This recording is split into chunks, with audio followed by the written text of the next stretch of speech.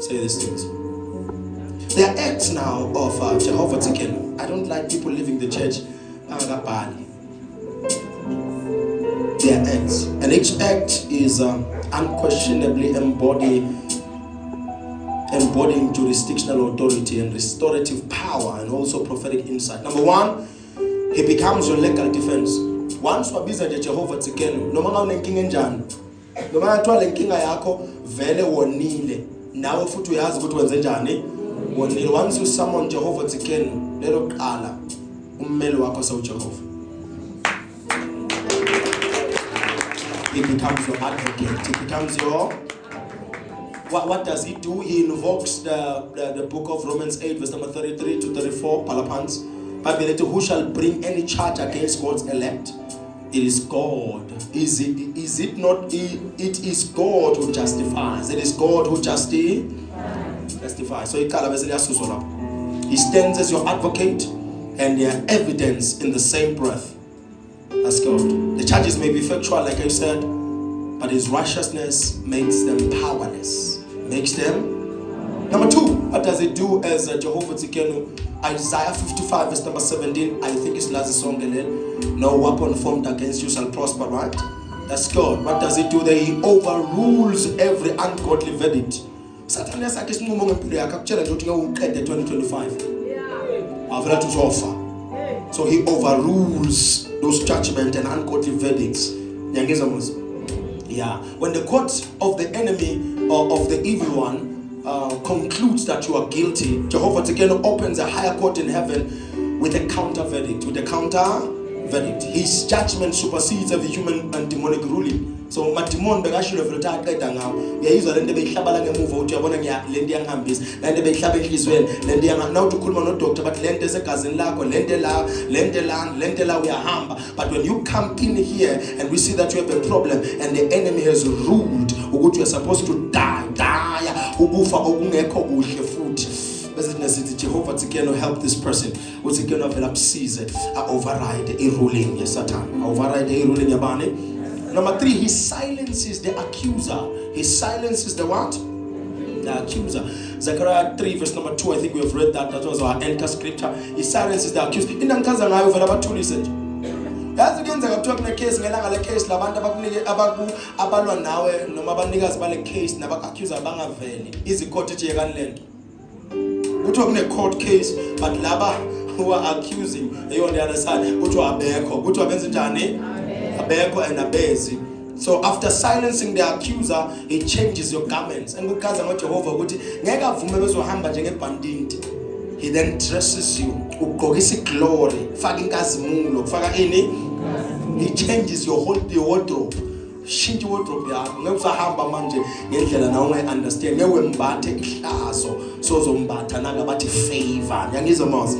Yeah, he replaced shame with righteousness and guilt with glory. You will no longer be guilty, you will be filled with glory. Last week, this week you filled with glory. Yes, it's God that has dressed me up with glory. He's dressed me up with yeah, he changes your wardrobe. By changing your wardrobe, according to Zechariah chapter number 3, Sibona utu Jehovah uyakona kuku restorer after the enemy has stripped you of your dignity. Uyakona kwenza njani uku restorer. Verse number 4 says, take away the filthy garment from him. See, I have removed your iniquity from you, and I will clothe you with the rich robes. But bese uyayikhipha afake entsha. Afake njani? It's hard to lie. It's hard to steal. Unomuntu othimaka kuba nento empusha utaganga. Wena ukawaganga kodwa manje akusagangeke. Why? Because Jehovah la ngaphakathi kwakho ukwenza udefile edge yokuganga. Akasakambeka manga absenze kokunye. Why? Because ubulelele mpande lebe isolo ifinance aphinde iyenza lento nale root nale tree nale bhaka yale unrighteousness ukuthi iblossom uJehova vela bulale yona udilane mpande ngeke adile nama branches. He destroys the root. He destroys the water, the root. He's doing that for your own sake to restore your name. Ubuye negama right. Ubuye negama njani? That's God. Number 5, right? He turns accusations into elevation. uNkulunkulu athanda accuser phambi kwakho. while they are accusing you bakhuluma amagama athi lo akafanele lo akafanele bakubona next ukubuya ngekari ensha beze ukuthi ungene endlini ensha beze ukuthi esontweni bayakuzwa beze ukuthi emsebenzini uyapronyota baze baphelelwe amandla elevates you via their accusations via their every accusation will become an ingredient of your promotion for your promotion yosetshenziswa lento abayishilo abantu ngawo bese bakuphakamisa bese benza njani. Heaven will always use what was meant to bury you as proof for your elevation, and proof that you are chosen. Vindication is not just defense, it is advertisement. It is in the book of Psalms 23 verse number 5 where the Bible says he set up a table, he prepares a table in the presence of my enemies. I think I talked about it or I made mention of it on Sunday. He rewrites the narrative. He rewrites the what? Yes, he alters the perception by divine authority and divine authorship. He alters the perception by divine authorship. Where others wrote rumors, he writes revelation. Abalama rumors abantu ulethe revelation Jehovah. And balaba khona abantu azolo mana abahleba kuzohlebe namadoda.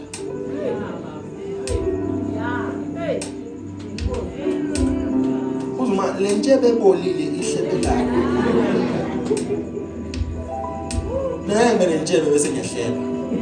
Uhleba njani lenjebe like slave kodwa yahleba how is that? You see sofuna ukuthatha i-office lomfazi manje omama baziqoqela umuntu unentshebe kodwa uhlebelana indoda kunamalanga ngase kwenzakalana hayi anyways but it's okay. He rewrites the narrative. He rewrites the what? When man recalls your faults, he publishes your fruit. He publishes your what? Yeah. Man akhuluma ngawe akhuluma ama-faults wakho aveza ama-fruits aveza ini. Psalms 118 verse number 22 actually, the stone that the builders rejected now has become the chief cornerstone. Because man bayabona ama-faults, bayashesha futhi ukwabona ama-faults. Kodwa mawukhuluma ngowabo ama-faults bese bathi hayi wenzani manje.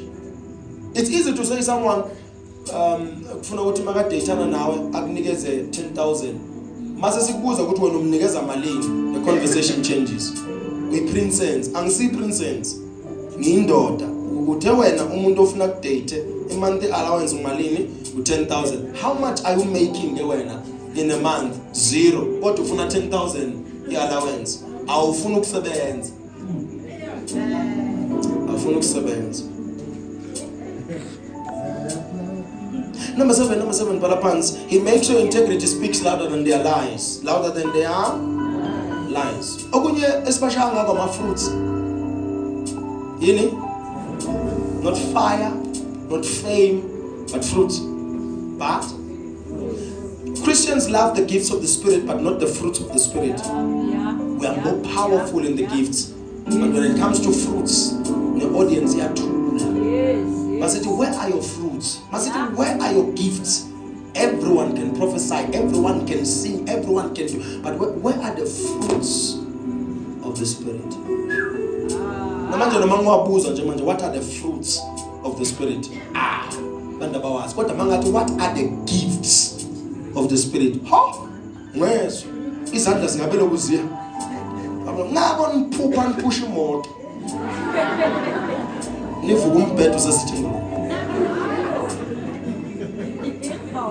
I'm telling you, ngakho. Ngoba ngithanda ama-gifts not ama-fruits. Ngiphupha into engekho. Ndaphupha luminyama sikamelo navuka ekuseni silumekile. Awuniphupha into engasile because you don't want fruits. You don't want fruits. We must search for fruits of the Spirit. Ask yourself, what are the fruits of the Spirit that I am bearing? Not what are the fruits of the Spirit in the Bible. That I am bearing. My fruits of the Spirit. Ziphi tells more mina ngizikhombisana. Nengiziveza. Uyiliste ukuthi mina ngiyakhona ukwenza long suffering, nalo joy, ngiyakhona ukujabula noma ngabe kujabulisa, ngakhona ngokubala. Galatians chapter number 5 because abanye selo bazibuza ngapha kuphi lama fruits. Galatians chapter number 5 from 19 to 23 ngiyafisa ukwazi ukuthi akuphi uyozabuza mina athi ngitshela ukuthi verse 5. Galatians chapter number 5 verse 19 to 23 you will find the fruits of the flesh and the fruits of the spirit. And the fruits of the spirit. Most people are showing the fruits of the flesh as fruits of the spirit. They have the gifts of the Spirit, but they are showing the fruits of the what? Of the flesh. That is why we are conquered. That is why we are conquered. The evidence of your fruit becomes your defense. Your results will silence critics. Your results will silence critics. I can't lie to you. And the way any toxic my level of toxicity ingenza enjoy abantu mabangizonda. And my level of toxicity ikaso ingenza ngenze into engiyaziyo ukuthi bantu bazongizondelana. Ngifana noJesu. Wathi kuyisabatha waphilisa umuntu. Bekazi from core for 30 plus years lo muntu uyawazi umthetho wamaJuda. And he knows ukuthi manenza lokho uyogabana nawo. Kodwa uJesu wathi angeke ngimiyeke. Ukhona yena amongst you ongathi ngesabatha imbongolo yakhe ingena emgodini angayikhiphi. Athi uyikhipha ngakusasa. Washo njalo uJesu. Yabona, that's how I am. My level of ngithi bathi is toxicity lesinjalo. Mina ngenza lokho engikwazi ukuthi uzongixabanisa nabantu. Mina ngilanda lo muntu onithengela utshwala. Ngithandazele yena. Nishumayele yena phenduke. Sibona ukuthi niyophuza ngani. Niyophuza ubani manje ngoba yena sengimlethe kuJehova. That is why you will find people hating me. Ngoba lama customer amakhulu asethaveni asesondweni. Lama customers amakhulu aseherbal shop alasondweni manje. Angifuni mina umuntu othenga umuthi once a year. Ngifuna ngathi uthenga njalo. Kodwa ngathi ngifuna yena ke ninginikeze yena mina ngimshumayele ngimthandazele ngifake ifire. Kuze laba baseherbal shop bangakhi profit bavale. Senengithola ukuthi toxicity yami njani. Yes. Baba nenzafuna ukuthandazela laba abaphansi benu vele labo. Ngifundise gate lami bathele into. Ngifuna lo makhele lento. Ababizwa ngaphambi kwengapha. Wena ukuthandazela yabo lo thelela. Ngifundise khona othela into egate lami akafe. Mina ngifuna lo ihlanganisile. Ngoba lo akasihlanganisele. Khona la kayilande khona. Mina ngidila naloyo. Wena fire kulothelela. Nene nokuthela gate lakho isha ngiyeka mina manje. Ngenzele wakho lokho kwemidlalo lokho ilevel yakho ekindergarten. Mina ngifuna lo hlanganisa imithi adibane nabantu abathengisele bese bayithatha bayimix emagate. Ngithandazela yena mabafika kwe bawufuna umuthi abanikeze verse athi John 3:16. Athi phendukani umbuso wesulu sonke njani so sondela. I understand level of toxicity. That's how toxic I am. And I will never apologize for how powerful I am. I will never apologize. The power I have, nobody else has. Ngako bangizonda abanye as at same level nabo. Oh, bekufuna sibe ku same level lethi bona ngibashathe nini. Bekufuna ngasiyalingana kamoya kodwa ngi10 nil. Ngako nabangibona bayanqapha. Nabangibona bazibamsize. Angibuke lapha abeloko khombana ngamakhanda ngimncane kangaka nishadile mina ngishadanga kodwa ngibini khombana ngami ndashada bena abantwana drive imoto enkulu nekuneyami dala zalwa wakwazalwa ngaziwe 10 years before mina so uzolinyazwa yimi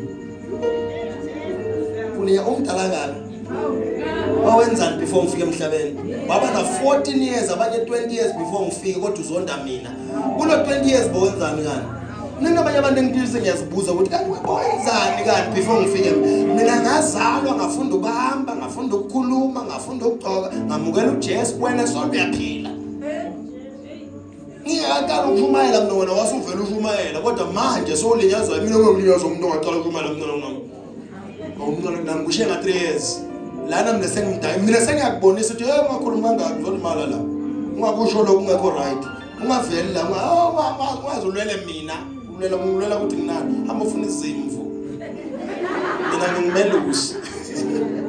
People are so concerned with shepherds, yes, I'm telling you. People are concerned with shepherds. Ngimelusi mina ufuna ukwelusa mina ngingimelusi ungilusa njani mina ngingimelusi uyabona ukuthi mina nginemelusi oyiwani uJehova melusi olungile hayi melusi ufuna ungicontrolani ufuna ukungibamba ungitshela ukuthi ma service ngawenze ngaleli langa lelo ngashaya ema tongues ngizowashaya mina Mina ngashazi meeting a business bakhuluma lapha, oh so now because of this inflation rate is affecting now rabasanda la baba so kubeka lapho uyakhuluma Kelvin no ungakhathazeka ngicela kuye emva kancane sekunento ephakamayo la lebrasha kata ngikhona lapha le meeting, that's how I am. When some church ngakhuluma ngamatongues ngoba wena wathanda amatongues, ngingaprofeti ngoba wena wathanda abaprofeti. Sengenze njani mina ngishintshe individuality yami ngiso. Ngiso mina ngiso ku family meetings sihlangene happy birthday la brose kafrata sale. Happy birthday ligrakusonta li mama shata. Mangithandaza isimini noma kusemshadweni angithandaza isi ngoba uyokhipha amatongues. Baba ngegama lika Jesu khabro shata ngathi ngomnye umshado ngathi libra bathi naboke ngathi yebo phela bebanye bathi ngithandaza bangazi ukuthi ngiyokhuluma kanje ufuna ngikhulume so uthi nje manje ngoba simuzwa vela ngikhuluma nawe ngikhuluma noJehova. Balabas, he establishes a new platform of influence. He established a new platform of 1 Peter 5 verse number 10. Let this be your favorite verse in the Bible. By Apostle Peter. 1 Peter 5 verse number 10. Let it be your favorite verse. It's a verse of resilience. Bounce back anytime. Let this be your favorite verse. Let this be your favorite verse. When they attack you, you must know that you rise with more trust, more oil, and more credibility than before the accusations. 1 Peter 5 verse number 10. He established a new platform for you. New platform. New platform. One thing about LinkedIn, uNkulunkulu bomazi uvula indlela enje akufaka endaweni enje. Baba vala la uvula la. Ungabokhalela into evaliwe. Thandazela ukuthi manje ngibone lokhu Jehova asekuvulile. We are banging on closed doors, praying for God to open them, whereas there are other doors that are opened by God. Find them and enter. When the doors around you are closed, just know there is one door that is opened. I'm telling you, buzi indoda bayifake phakathi emgodini, kamela uJoseph. Ayibhelithi yabheka phezulu bayikhipha. Ayibheka ngaphansi yabheka kuphi? Benza njani? Bayikhipha bathi basemkhiphe nama Midian, ahambe nama Midian ntangafela emgodini. There is another door that is open for you. You are not in a tomb.